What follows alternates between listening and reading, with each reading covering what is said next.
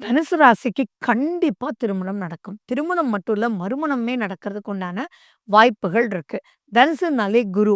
அவங்க நெறைய இப்போ பயந்து இருக்காங்க. அதாவது எதுவுமே வேண்டான்டாப்பா, எனக்கு திருமணம்ன்ற ஒரு பந்தமே வேண்டாம். ஏன் இந்த பிரச்சனையெல்லாம்? சிவனேன்னு போய் நம்ம சர்வீஸ் பண்ணிட்டு போயிட்டே இருக்கான். உலகத்துல இருக்கிறவங்க எல்லாமே தன் குழந்தைகள், தன் குடும்பம் அப்படின்ற எண்ணம் நெறைய தனுசுக்கு வந்துருச்சு.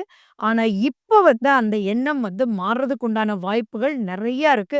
அவங்க மனசுக்கு ஒத்துன ஒருத்தர் அவங்க கண்களுக்கே படுறதுக்கும், இப்போ அவங்க லவ் பண்ணி கல்யாணம் பண்ணிக்கிட்டாலும் சரி, அல்லது அது லவ்ன்றத விட அது பி எ மெச்சூர்ட் பெர்சனாலிட்டி லவ்ன்னு வச்சுக்கோங்களேன். ஸோ புரிஞ்சு கல்யாணம் பண்ணிக்குவாங்க. ரொம்ப நாள் ஃப்ரெண்டா இருக்கிறவங்க இப்போ கல்யாணம் பண்ணிக்கலான்னு முடிவு பண்ணுவாங்க. அதே மாரி இப்போ அம்மா, அப்பா பார்க்குற அரேஞ்ச்டு மேரேஜ் கூட திருப்திகரமா நடக்கும். மறுமணம் நடக்கவே நடக்காது. வேண்டாம், கல்யாணமே வேண்டான்னு நெனைக்கிறவங்களுக்கு கூட இப்போ குருனுடைய பார்வை இவங்க மேலயும் படுது. இவங்களுடைய 11ஆம் வீட்டையும் பார்க்கறதுனால, திருமணம், மறுமணம் சூப்பரா அமையும். தயவு செஞ்சு தள்ளி போட வேண்டாம். இந்த காலகட்டத்தில பண்ணீங்களான்னா, எந்த காலகட்டத்திலயும் நீங்க பண்ணிக்க முடியாது. ஸோ தனுசு ராசி ஆண்மகனா இருந்தாலும் சரி, பெண்மகனா இருந்தாலும் சரி, ஃபர்ஸ்ட்டு நீங்க ஓகே பண்ண வேண்டியது உங்களுடைய திருமணத்துக்கும், மறுமணத்துக்கும் தான்றது சொல்ல விரும்புறேன்.